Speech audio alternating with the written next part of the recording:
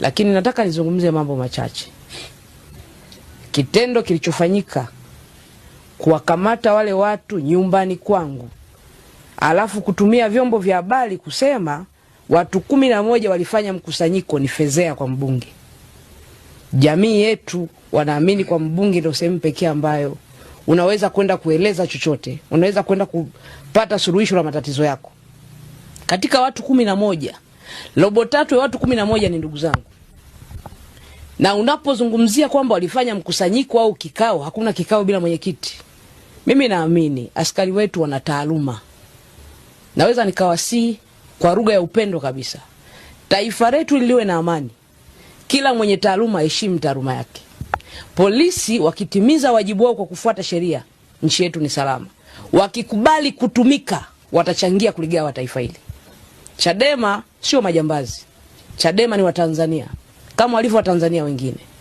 Wito wangu kwa watawala, ni vizuri wanapokuwa wanafanya maamuzi, wasifanye maamuzi kwa ubaguzi. Kiburi cha utawala mwisho wake ni mauti. Taifa ni letu sote, tuilinde nchi hii. Najua maumivu ya demokrasia. Waliopigwa na manyele hawakupigwa kwa sababu wanavuta bangi. Nchi inavuta bangi wengi sana. Tunapoteza vijana wetu kwa madawa ya kulevya. Hii nguvu iliyotumika nyumbani kwangu kukamata ndugu zangu, kuwaumiza, ingetumika kukamata vibaka na watu wanaoteka watu, yawezekana taifa letu lingepona. Tungewapata ndugu zetu wengi ambao wamepotea mpaka leo. Niwatake jeshi la polisi. Mimi Aida ni mbunge. Speaker Tulia Ackson ni mbunge japokuwa ni speaker, lakini alianza kuwa mbunge. Tusionekane wapinzani kama tustahili kuishi kwenye taifa hili. Ni kama tunapewa favor hivi.